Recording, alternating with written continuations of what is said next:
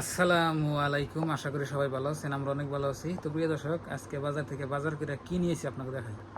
ওই যে কত বড় বড় বলেলা কটকড়ি, এটা ধরা কটকড়ি করে এটা ধরাই হয় না আমাদের, দেখেন এই যে বলছেন কত বড় কটকড়ি। ধর ধর অন্য হয়ে যাবো ফাল করে আদা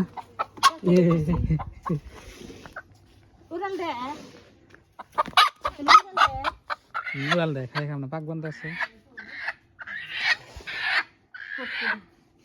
1 কেজি যাবো কি এত বড়, তাও 1 কেজি যাবো না।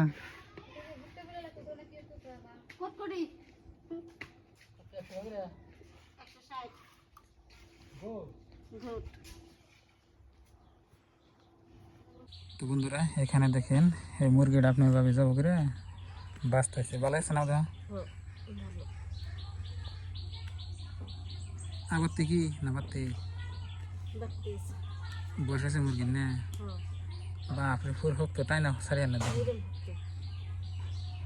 তো বন্ধুরা, আমাদের এখানে আপনার মুরগিতে এভাবে বাঁচে। আপনার এই যে আধা আধা টাইনে না, আপনার এই যে ফোরগুলো ফোর ফরাই দেখি। তো আপনি ভাবে এখানে ফোর বাঁচুক।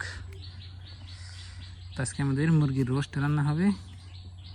তো এনে মুরগি আপনার বাজার ছাড়া তো কোনো পানি জানা, এনে ফার্মের মুরগি। এটা আপনার এই যে ব্রয়লার ফার্ম না, এটা আপনার ফার্মিং সিস্টেমে, কিন্তু যে লিয়ার যে কয় এই লিয়ার মুরগিটা। আমাকে কটকড়ি মুরগি, তার মানে মাংস দিনের হরতক দেখে কটকড়ি নাগাল দেখা যায়, দেখে সেই জন্য কটকড়ি মুরগি। ফোর কিরকম দেখেন, একদম বুঝায় তাই নাকি?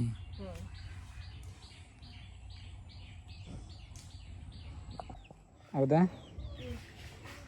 মুরগিটা তাতে বাঁচাইল কি গিলা কি কি হয়েছে না? গিলা মধ্যে কি এত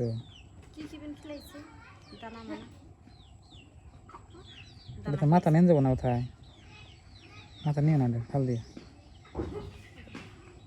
মাথা কেন বানাই ওটা না, যে বড় ভুল দেখতেছি। অনেক খান না